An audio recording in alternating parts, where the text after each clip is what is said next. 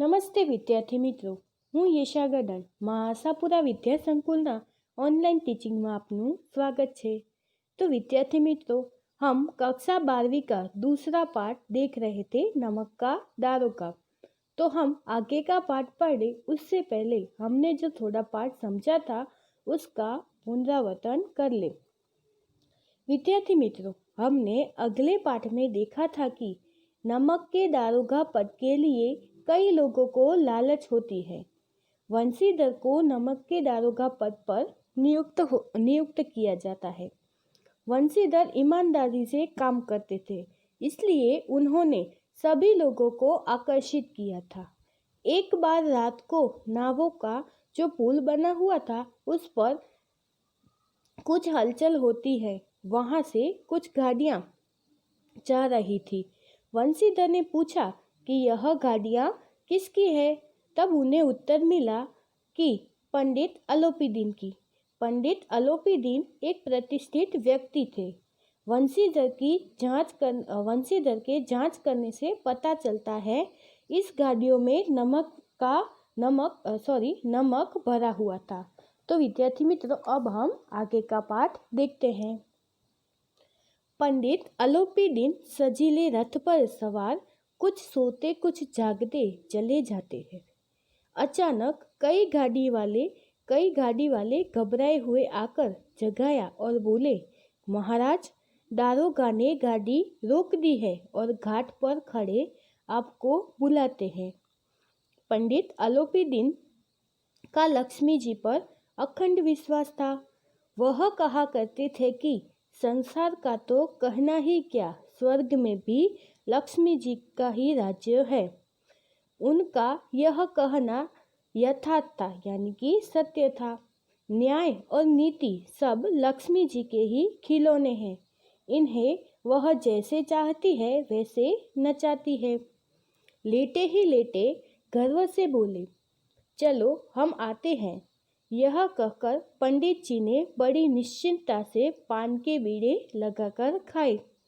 फिर लिहाफ यानी ठंडी में पहनने वाले वस्त्र ओढ़े हुए दारोगा के पास आकर बोले, बाबूजी आशीर्वाद, कहिए हमसे ऐसा कौन सा अपराध हुआ कि गाड़ियां रोक दी गई। हम ब्राह्मणों पर तो आपकी कृपा दृष्टि रहनी चाहिए। तो इस परिच्छेद में लेखक कहते हैं कि पंडित अलोपीदीन रथ पर सवार हुए थे। तब अचानक एक आदमी कहता है कि हमारी गाड़ियां दारोगा ने रोक दी है। पंडित अलोपीदीन को लक्ष्मी जी यानी कि पैसों पर अत्यंत विश्वास था। वो मानते हैं कि पैसों से ही सब कुछ संभव होता है। जब अब अलोपीदीन को पता चला कि गाड़ी रोक दी तो वे कहते हैं कि हम आकर देखते हैं कि क्या हुआ है। अलोपीदीन दारोगा यानी कि वंशीधर के पास आते हैं और कहते हैं कि आपने हमारी गाड़ियां क्यों रोकी है, क्या बात है। आपको तो हम ब्राह्मणों पर अपनी कृपा दृष्टि रखनी चाहिए। अब आगे देखते हैं। वंशीधर रुखाई से बोले, सरकारी हुक्म। पंडित अलोपीदीन ने हंसकर कहा, हम सरकारी हुक्म को नहीं जानते और न सरकार को। हमारे सरकार तो आप ही है। हमारा और आपका तो घर का मामला है। हम कभी आपसे बाहर हो सकते हैं। आपने व्यर्थ यानी कि नाहक का कष्ट उठाया है। यह हो नहीं सकता कि इधर से जाए और इस घाट के देवता को भेंट न दे। यहाँ वो रिश्वत देने की बात करते हैं। मैं तो आपकी सेवा में स्वयं ही आ रहा था। वंशीधर पर ऐश्वर्य की मोहिनी का कुछ प्रभाव नहीं पड़ा। ईमानदारी की नई उमंग थी। कड़क कर बोले, हम उन नमक हरामों में से नहीं हैं जो कौड़ियों पर अपना ईमान बेचते हैं। कौड़ियों पर ईमान बेचना यानी कि थोड़े से पैसों के लिए अपना मान बेच देना। आप इस समय हिरासत में हैं।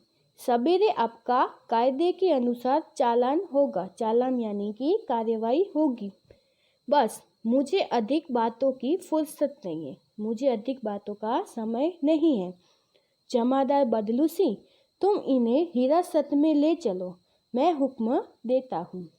इस परिच्छेद में लेखक कहते हैं कि वंशीधर कड़काई से कहते हैं कि यह तो सरकारी हुक्म है। तो पंडित अलोपीदीन कहते हैं कि हम तो सरकार को नहीं मानते, हमारे सरकार तो आप ही है। और वो वंशीधर को रिश्वत देने की कोशिश करते हैं, लेकिन वंशीधर के ऊपर उसकी कुछ असर नहीं होती, क्योंकि वे एक ईमानदार आदमी थे। और वंशीधर अलोपीदीन से कहते हैं कि हम ऐसे इंसान नहीं हैं जो थोड़े पैसों के लिए अपना ईमान बेच दे। वंशीधर ने कहा, आप पर अब कानूनी कार्यवाही होगी। और वो जमादार बदलूसी को कहता है कि तुम इन्हें गिरफ्तार कर लो। आगे देखें तो पंडित अलोपीदीन स्तंभित हो गए, यानी आश्चर्यचकित हो गए। गाड़ी वालों में हलचल मची। पंडित जी के जीवन में कदाचित यह पहला ही अवसर था कि पंडित जी को ऐसी कठोर बातें सुननी पड़ी। बदलूसी आगे बढ़ा, किंतु रोब के मारे यह साहस न हुआ कि उनका हाथ पकड़ सके। पंडित जी ने धर्म को धन का ऐसा निरादर करते कभी न देखा था। विचार किया कि यह अभी उद्दत लड़का है, मोह माया के जाल में अभी नहीं पड़ा, उल्लड़ है, झिझकता है। बहुत दिन भाव से बोले। पंडित अलोपीदीन दिन भाव से कहते हैं, बाबू साहब ऐसा न कीजिए, हम मिट जाएंगे, इज्जत धूल में मिल जाएगी। हमारा अपमान करने से आपके हाथ क्या आएगा? हम किसी तरह आपसे बाहर थोड़ी ही है। इस परिच्छेद में कहते हैं कि जब बात सुनते हैं, गिरफ्तारी की बात सुनते हैं, तो पंडित अलोपीदीन आश्चर्यचकित हो जाते हैं, क्योंकि उन्होंने अपने जीवन में ऐसा व्यक्ति नहीं देखा जो ऐश्वर्य को ठुकरा दे। अलोपीदीन वंशीधर से कहता है कि आप ऐसा मत कीजिए, आपको हमारा अपमान करा के क्या फायदा होगा। अब आगे देखें तो वंशीधर ने कठोर स्वर में कहा, हम ऐसी बातें नहीं सुनना चाहते हैं। अलोपीदीन ने जिस सहारे को चट्टान समझ रखा था, पैरों के नीचे खिसकता हुआ मालूम पड़ा। स्वाभिमान और धन ऐश्वर्य को कड़ी चोट लगी, किंतु अभी तक धन की सांख्यिक शक्ति का पूरा भरोसा था। अपने मुख्तार से बोले, लाला जी 1000 के नोट बाबू साहब को भेंट करो। आप इस समय भूखे सिंह हो रखे हो। इस परिच्छेद में कहते हैं कि वंशीधर कड़काई से कहते हैं, हम कोई बात सुनना नहीं चाहते। अलोपीदीन के स्वाभिमान और धन ऐश्वर्य को चोट पड़ती है। और पंडित अलोपीदीन लाला जी को कहते हैं कि आप इन्हें 1000 रुपये दे दीजिए। तब आगे देखें तो वंशीधर ने गर्म होकर कहा, 1000 नहीं, 1,00,000 भी नहीं, मुझे मार्ग से नहीं हटा सकते। धर्म की इस बुद्धिहीन दृढ़ता और देव दुर्लभ त्याग पर मन झुंझलाया। अब दोनों शक्तियों में संग्राम होने लगा। धन ने उछल कर आक्रमण करने शुरू किए। 1 से 5, 5 से 10, 10 से 15 और 15 से 20,000 तक नौबत पहुंची। किंतु धर्म अलौकिक वीरता के साथ इस बहुसंख्यक सेना के सम्मुख अकेला पर्वत की भांति अटल और अविचलित खड़ा रहा।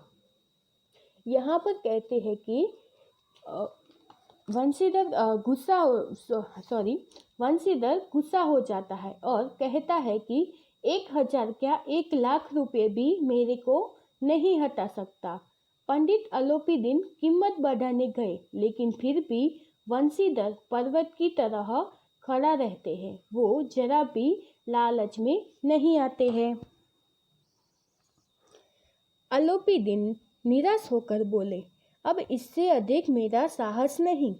आगे आपको अधिकार है। वंशीधर ने अपने जमादार को ललकारा। बदलू सिंह मन में दारोगा जी को गालियां देता हुआ पंडित अलोपीदीन की ओर बढ़ा। पंडित जी घबराकर 2-3 कदम पीछे हट गए। अत्यंत दीनता से बोले, बाबू साहब, ईश्वर के लिए मुझ पर दया कीजिए। मैं 25,000 तक निपटाने को तैयार हूँ। अलोपीदीन निराश हो गए और वो कहते हैं कि अब इससे अधिक मेरा साहस नहीं है। और वंशीधर है बदलू सिंह को गुस्से से कहता है कि तुमने अभी तक इन्हें गिरफ्तार नहीं किया। फिर पंडित अलोपीदीन दीनता से कहते हैं कि बाबू साहब, हम पर दया कीजिए, मैं कुछ पैसे और बढ़ा देता हूँ। असंभव बात है, 30,000 पर किसी तरह संभव नहीं।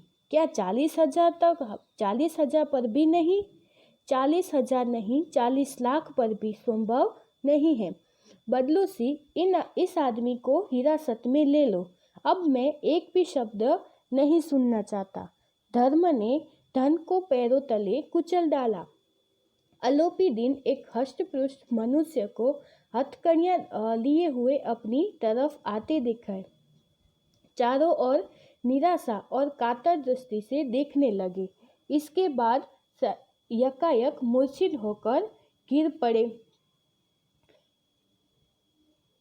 इसमें कहते हैं कि पंडित अलोपीदीन इस परिच्छेद में कहते हैं कि पंडित अलोपीदीन वंशीधर को ज़्यादा से ज़्यादा पैसे देने की कोशिश करता है, लेकिन फिर भी वंशीधर तो मना ही करता है कि नहीं,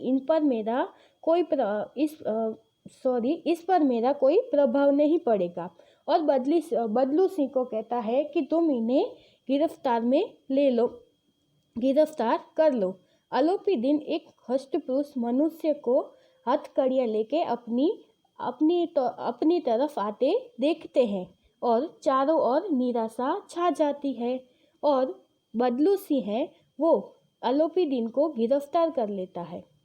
तो विद्यार्थी मित्रों, आगे का पाठ हम नेक्स्ट वीडियो में देखेंगे।